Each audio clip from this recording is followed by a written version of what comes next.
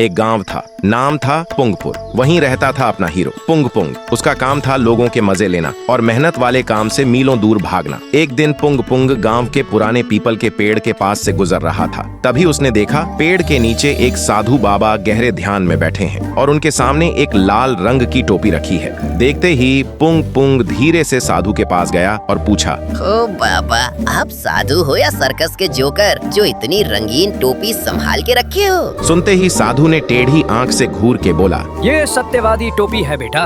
जो भी इसे पहनेगा उसके अंदर का सारा सच बाहर आ जाएगा। सिर्फ 20 रुपए दे और ले जा। पुंग पुंग को यकीन नहीं हुआ, फिर भी उसने 20 रुपए दिए और टोपी पहन ली। टोपी पहनते ही पुंग पुंग जोर से चिल्लाया, मैंने पिछले 5 दिन से नहाया नहीं और कल रात मैंने सरपंच के आंगन से पपीता चुरा के खाया। पुंग पुंग ने फट से टोपी उतारी और हाँफने लगा। बाप रे बाप, ये टोपी तो सीधा अंदर का सिस्टम हिला देती है रे। फिर अगले दिन पुंग पुंग ने सड़क किनारे बोर्ड लगाया, अपने पति का सच जानो, सिर्फ 50 रुपए में सत्यवादी टोपी का चमत्कार। ये देखते ही गांव की औरतों की भीड़ लग गई। फिर सबसे पहले हलवाई की बीवी आई। पुंग पुंग ने जैसे ही हलवाई के सर पे टोपी रखी, हलवाई तुरंत चिल्ला पड़ा, मैं देसी घी के नाम पे सस्ता तेल मिलाता हूँ और पड़ोस की दुकान वाली आंटी को आंख मारता हूँ। यह सुनते ही बीवी ने चप्पल निकालकर सबके सामने उसकी कुटाई कर दी। फिर मास्टर जी का नंबर आया। टोपी पहनते ही मास्टर जी मुंह फाड़ के बोले, मैं बच्चों को क्लास के बाहर मुर्गा बनाता हूँ और चुपके से बैठकर उनका टिफिन खा जाता हूँ।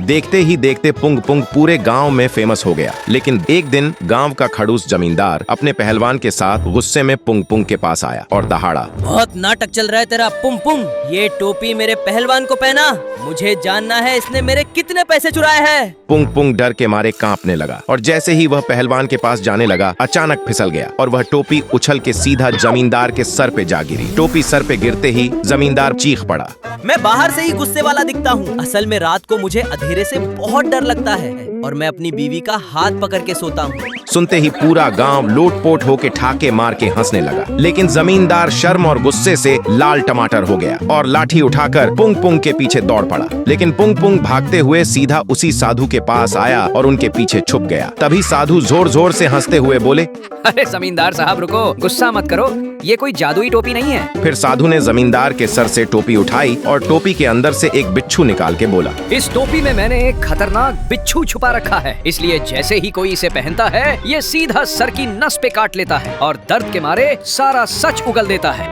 पुंग पुंग सुनते ही चक्कर खा के बेहोश हो गया और जमींदार ने अपने सर पर हाथ रख के देखा, उनके सर पे अंडे के आकार का एक बड़ा सा गुम्मड़ निकल आया था। जमींदार के सर पे गुम्मड़ देख के पुंग पुंग होश में आते ही बस इतना बोला, बाबा ये टोपी नहीं, ये तो फुल टॉर्चर मशीन है रे। तो दोस्तों, अगर आपको भी पुंग पुंग की तरह ऐसी सच उगलवाने वाली टोपी मिल जाए तो क्या करोगे?